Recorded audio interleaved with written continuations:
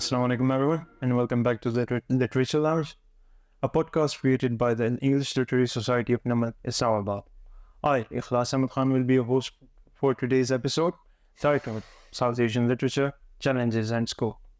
In this second episode of the series, we will be taking a look at the South Asian literature and its diverse worlds. South Asia has been a cradle of literary brilliance throughout history, creating works that have stood the test of time.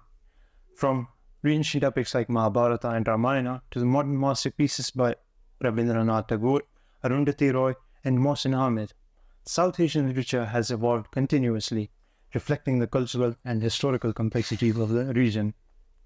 However, this evolution has seen some disruptions and challenges as well, particularly during British colonial rule, with the imposition of Western paradigms and narratives on the South Asian society. This period saw the rise of literary resistance, with progressive writers and thinkers combating the foreign dominance.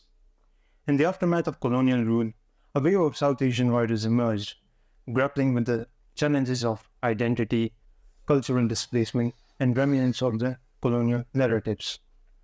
These authors continue to seek authentic representation and are struggling to establish a distinct international standing. Today, we will explore these challenges and more at the Literature Lounge, but first, let's turn to our thought of the day. Today's thought comes from the celebrated South Asian writer Arundhati Roy. She says, and I quote, "There's really no such thing as the voiceless. There are only the deliberately silenced or the preferably unheard." Let's keep this thought in our mind, how literature gives voice to those who are otherwise ignored, and how these voices shape our understanding of the world. Now, it's about time that we welcome our guests. I am thrilled to introduce our guest for today's episode, Sir Dr. Yasir Arafat.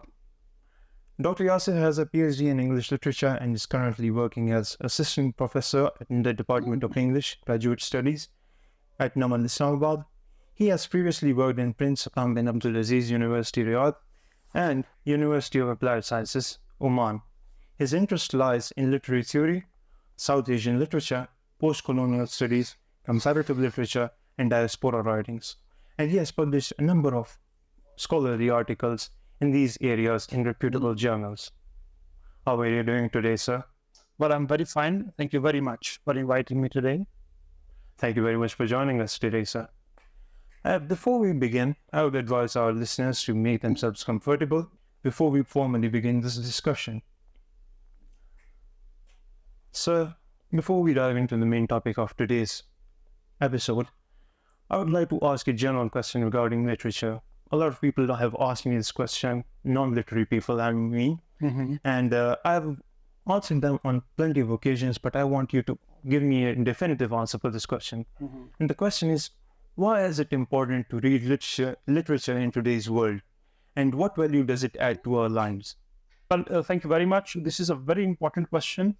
And in fact, there is unfortunately no definite answer to this question, but I have an opinion on this issue. Contrary to certain responses which are based on cliches or, contrary to certain generic responses, my opinion is, as Yuval Noah Harari says, that humans are storytelling animals.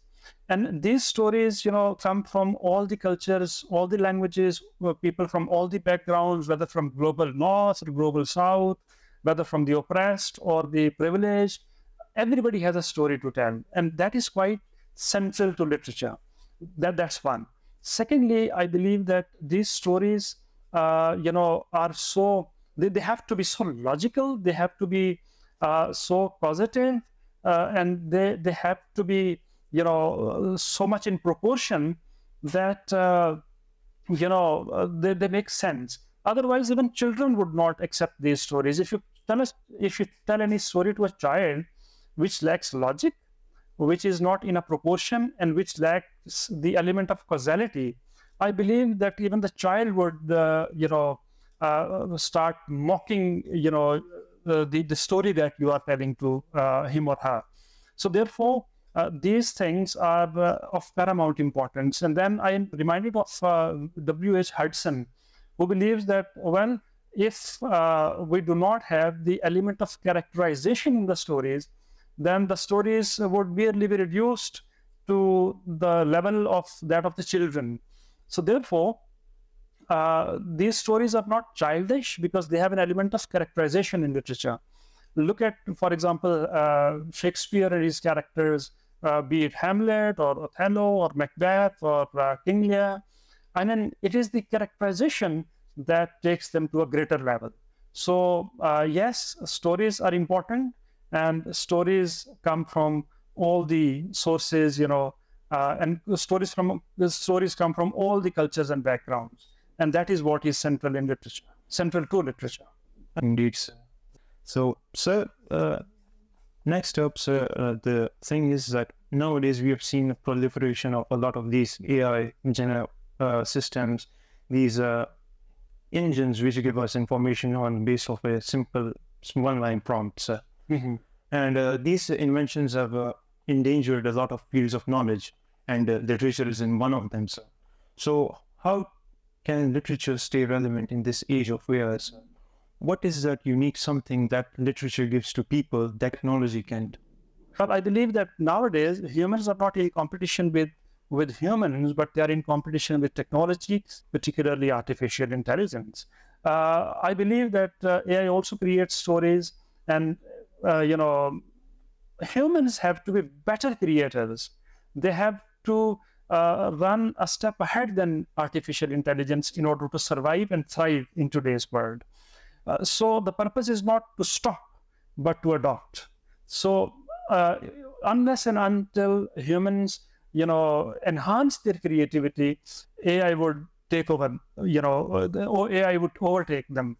But, I also believe that as far as AI is concerned, it believes in algorithm. It functions on the basis of certain algorithms. And those algorithms, yes, they supposedly know humans better than they know themselves, but still there are certain elements which AI cannot perform or cannot cater to. For example, the emotive element that is always missing from the formulaic kind of literature that artificial intelligence produces. So AI, yes, it does function, but it lacks emotivism or emotionality, and it also, resorts only to what we call a formulaic approach. So therefore, yes, artificial intelligence is important, but so long as humans are breathing, I think nobody, no technology can overtake them, provided that they run a little faster than the technology. I've faced this problem as a story to tell here, sir. There's a certain writer known as George R. R. Martin, who write for Game of Thrones. You might have heard his name, sir. So he hasn't published a new book in this series in the previous 13 years. So when this new invention, ChatGPT, came into existence, people thought that why not we write something by this thing as a sequel to the 5th book of that series? So what they did was they made a lot of outlines, and then they fed those outlines to ChatGPT, and they made a book of about 670,000 words book, which is very humongous. That's interesting, yeah. And what they saw was that it was very much derivative, but at the same time, George R. R. Martin is very much well known for his unexpected things. He can kill off any character or he can do unexpected. Because chance plays an important role. Yeah. So, yeah, ChatGPT was very much derivative, but at the same time, it was also capturing that essence of surprise in it as well. So nowadays, I don't think that that book is out in the public domain. But when I saw those responses of those reviewers who saw that ChatGPT written book, I was kind of a bit intimidated by it. So now that we have talked enough about generally about literature, now let's move into our topic of today's episode, South Asian literature. We hear a lot about Western literature, and South Asian literature is not talked about enough. So, sir, could you enlighten us as to what constitutes South Asian literature?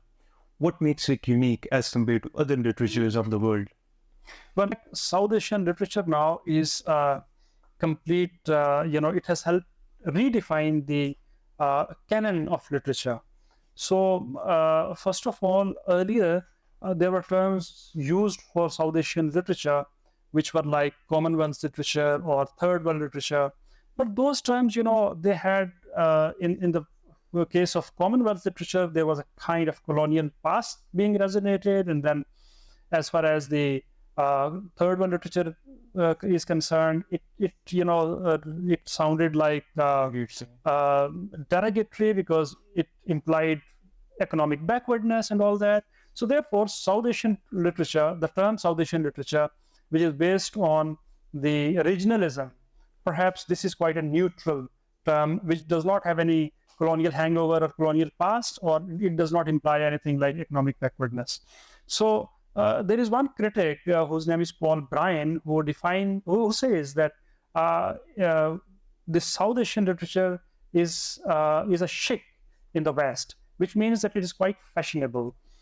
We know that there have been a lot of people from South Asia who have been producing, literature of great excellence, and that was right from the beginning of post-partition literature.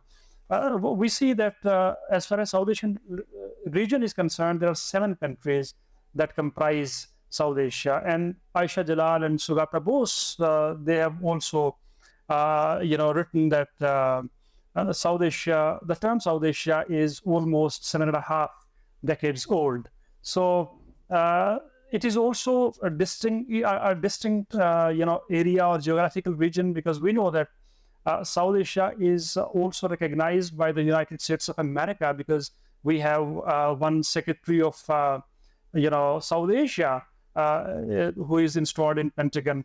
Thanks God they do not have a PM of South Asia, but they have a secretary of South Asia. So that is also a recognition of South Asia as a region.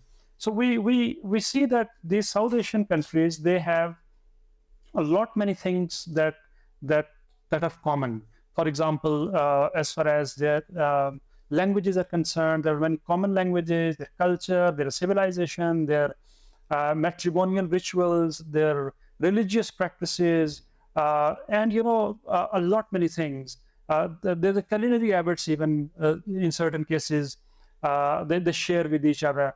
So sometimes it is said that the borders, that exist between these countries, they're just shadow lines. Also, this is quite a controversial statement, but still, in the literary sense, they say that these borders are actually the shadow lines. So all these countries had been subjugated, all these countries had been marginalized, all these countries were treated as others. So they have a common colonial past as well. Almost all these countries share this common colonial past. So that's why I believe that as far as South Asian literature is concerned, it is quite a distinct kind of literature that exists as part of the global literature. As it is said that we are divided by borders, but we are united by our values and exactly living with. Yes, exactly. Quite true. Yeah. Yes, sir. So, moving on, sir. South Asian literature often grapples with the challenges of identity, cultural displacement, and post-colonial struggles. How do you think these themes resonate with both regional and global audiences? Well, actually, with the regional and global audience, both these, there are mixed responses, in fact, because there are certain sections in the local population who believe that the South Asian writers, be they, from this region or be the diaspora community, from the diaspora community, they actually cash in on Western appetite of exotica. So they write about those issues. They think that they would, by writing about them, they would please their Western, collaborators, as they call them, or their, Western audience or Western readership. They would attract the Western readership. But then again, there are certain people who have moved up to this level. For example, we see Arundhati Roy, we see, Rabindranath Tagore, we have seen, and we also see many others who have won many prizes, actually, the Booker Prize and the Pulitzer Prize, and then we also have Nobel Prize, which has been won by Rabindranath Tagore and all that. So therefore, South Asian literature, the people, the writers, they get mixed responses. On the other hand, there are people who say that actually these people, when they write, these literary writers, they bring pride to them, because they have been, marketing and showcasing their issues on the global level. So therefore, and they're writing about the universal issues and universal themes and universal trends according to the universal trends as well. So I believe that there are mixed responses, but overall there is something more positive than negative that these writers receive.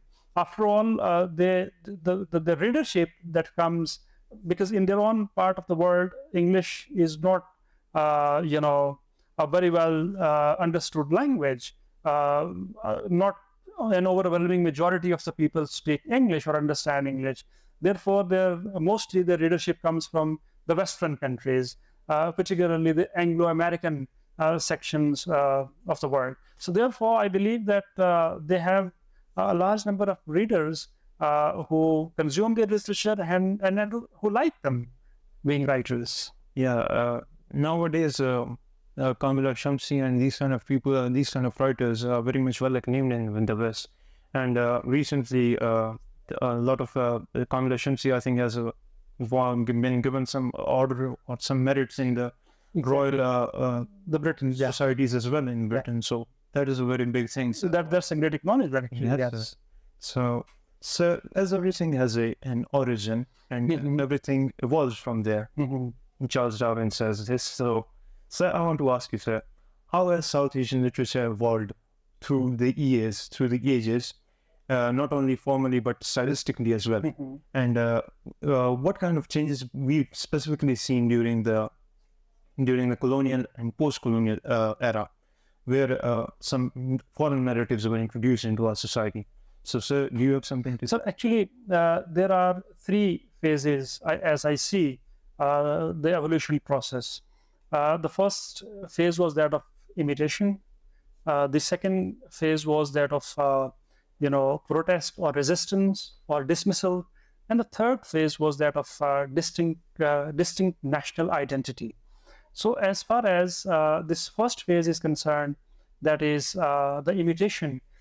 Initially, particularly before the partition happened or before the partition took place, the people, most of the writers, they would write while emulating or imitating the Western writers. So Shakespeare and the Romantics, particularly Wordsworth, and these kinds of classical English writers, they were copied actually in their form and in their style.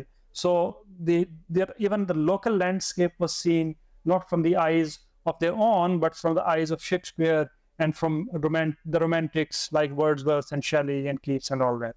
So that is actually that is a stage where I call it that the daffodilization of literature had happened. So that was the first phase. But then, particularly after the partition, it was not exactly, but particularly the phase of protest or resistance that also took place. Particularly, when I say particularly, I'm talking about the people who are writing in English.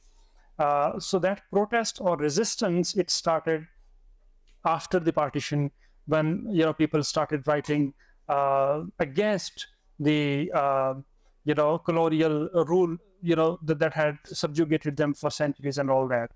And then there is a phase where we see, particularly post 1970s phase, when we see that a distinct national identity that was manipulated, or that was used, or that was made use of in literature.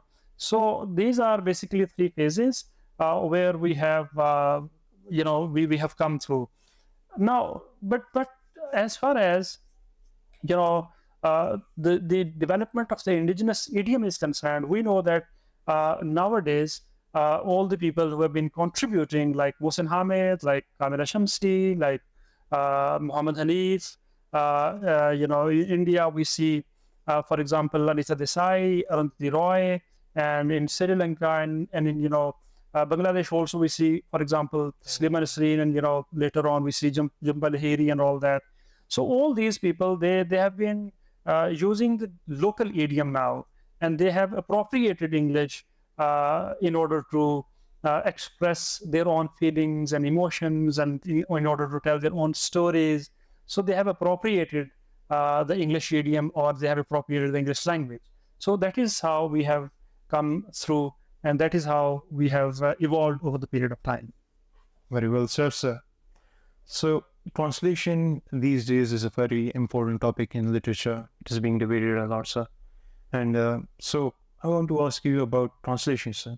How important is the role of translation in making South Asian literature more accessible to the global audience?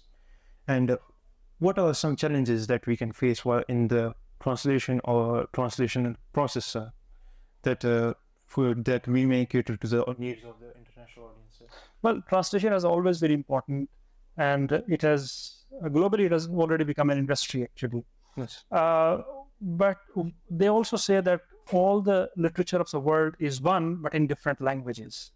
So it means that literature, when it addresses the issues, there are more or less universal, or even local or made universal. So translation is important. There is no doubt about it.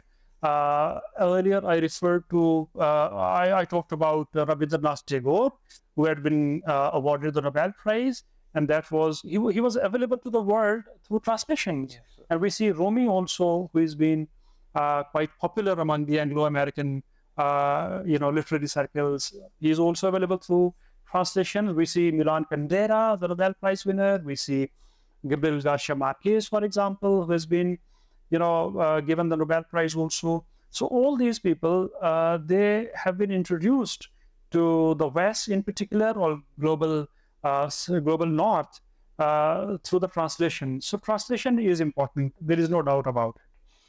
But there are certain challenges when you are translating from one language into another language. For example, as far as poetry is concerned, they say that it is very difficult to translate poetry because there is no single definite, interpretation of any poetic verse or any poetic masterpiece or any poetic, composition.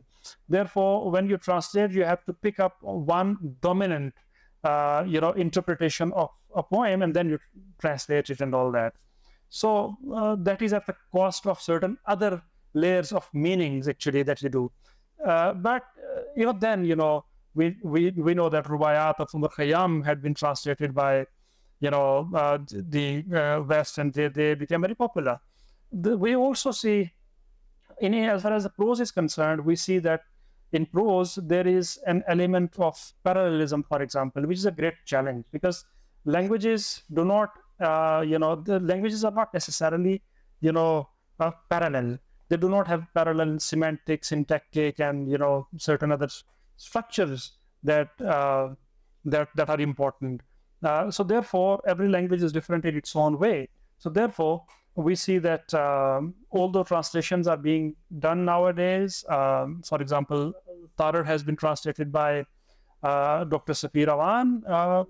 Similarly, we see Faiz and Iqbal and Manto and Tagore and Premchand, Ismat Choftai, Viragya from Sri Lanka. They all have been translated, and they're made available to the global audience or global readers. So yes, translation matters. This reminds me of a story of Mohsin Ahmed, sir. In one of his podcasts, I heard that when his book Reluctant Fundamentalist was being translated into French lacks the sound ch. So the main character's name is Chingis. Yeah. So French people, translators had to say it Singis or something like that. Exactly. Right. Yeah. So that parallelism. So there are always challenges. Then you are translating from one language to another language. Yes. It is interesting. So exactly. Okay, moving on to some cultural complexities of our region. How do our writers reflect these complexities of our region and historic histories from our countries? And are there any common themes or differences in South Asian literature that stand out, sir? Exactly. In fact, there is one cluster of issues if you look at South Asian literature holistically, we see, for example, the colonial encounter, the advent of nationalism, the consequences of partition, nation building, resistance. Then we see political instability, extremism, violence, gender issues or gender apartheid societies, in fact, underprivileged, people and their plight, as Arundhati Roy depicts in The God of Small Things, for example, transnational kind of narratives, disappearing communities, cross-border issues, and there are a lot of issues that have been that have been executed in South Asian literature. So, and all these issues are more or less prevalent in almost all these South Asian societies. So, yes, there are more commonalities than differences that exist among these societies, I believe. That is a very good point, sir. So, moving on, sir. So, it's important to ask if there are any contemporary South Asian writers who are questioning the traditional narratives or are challenging these narratives. Well, I believe that if you look at Arundhati Roy, for example, she has been quite vocal about the apartheid society of India, let's say. So she picks up the underprivileged and the children of lesser gods, and her writing style is also different.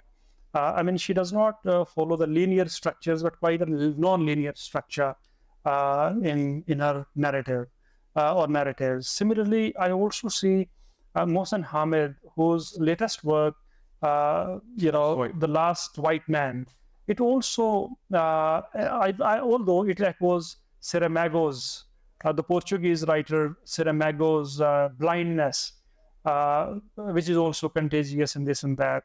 So I believe that, but still, this intertextuality, you may call it, or emulation or imitation of the global writers, because Saramago is also a Portuguese Nobel Prize winner. And so they're moving, past these local issues and moving on to the global issues now, both in terms, and their writing styles are also evolving with the passage of time. So yes, these are two examples, but there are many more also that we can see and we can count them. So, are there any South Asian writers that you would recommend to any literature student or a common reader for that matter that you find interesting or that they must read? But as far as the study kit of the students is concerned, I would say two things. One, that you must go through the classical writers and you must also go through the contemporary writers. That's one thing. Secondly, you must go through the fiction, but you must also go through the non-fiction also. So, because you must, and thirdly, you must also go through these translations if you're not familiar with the language in which originally the work has been produced. So, why I'm saying all this? Because, literature develops you holistically. And for that, you need to be familiar with certain trends that are, that are going on, that have been going on. So for that, you need classical as well as modern literature in order to equip you with, with enough knowledge in order to overcome the challenges. This is one thing. Secondly, there are so many writers, for example, you have Vishal Amdatji from Sri Lanka, you have, let's say, Taslima Nasreen, Jubba Lahiri, as I said, Shashi Tharoor from India, Arundhati Roy, Mohammad Hanif, Mohsen Hamid, Kamila Shamsi, Kiran Desai, and score of other writers that you can refer to if you want to, excel in your understanding of literature. That is very, we would keep that list on our minds, sir. I would definitely write that down with me. So for a final question, we always like to ask our guests to recommend a work to our audience, sir. So, sir, my question to you is, which South Asian literary work has influenced your life the most that you would like to recommend to our audience, sir?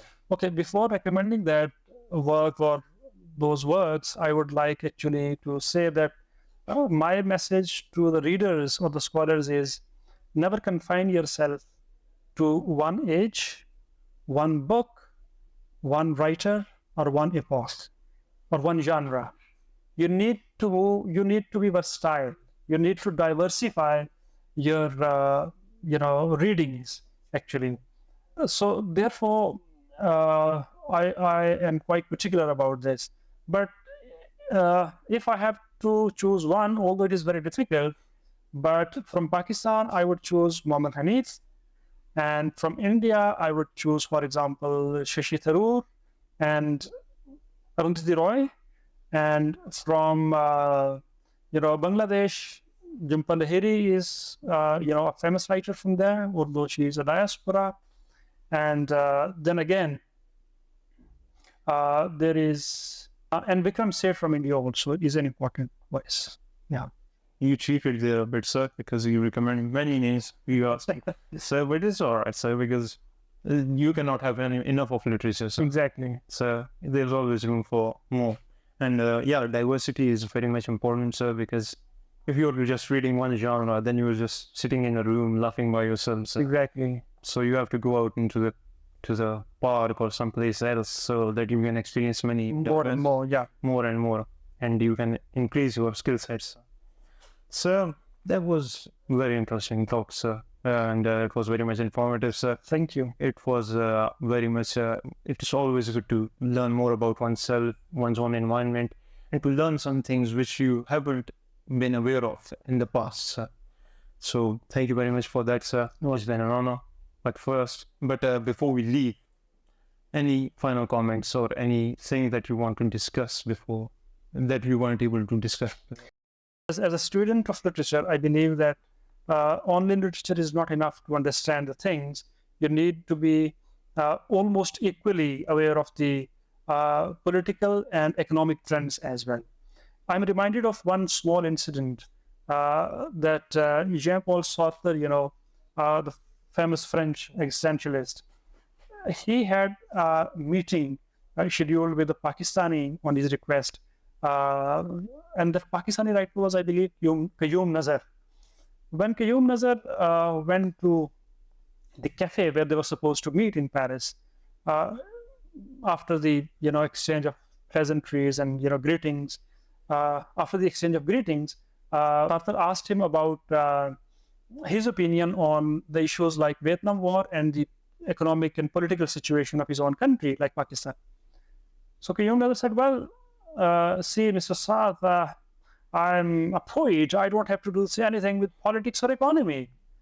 And lo and behold, there and then, Jean-Paul Sartre stood up, shook hand with Qayyum Nazar and said, well, if you're not familiar or interested with the political and economic trends of your country, it means that you're not a poet, you're not a writer. So a writer has to be well connected with the socio-economic and political conditions of his or her time. And without that, I believe that it is nothing more than a kind of mental pleasure that you're trying to seek from literature. Literature won't give you anything except, this kind of basic pleasure.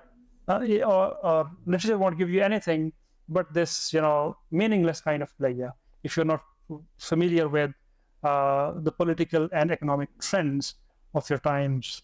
That's all. Thank you, sir, yet again. So that brings us to the end of this enlightening discussion. I want to thank all our listeners for tuning in and for becoming a part of this discussion.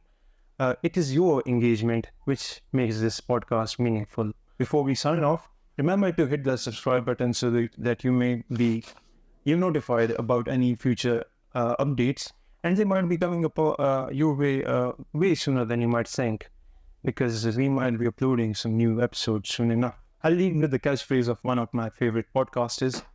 Thank you for wanting to learn more today than you did yesterday. Until next time, stay informed and be classy. Goodbye, everyone.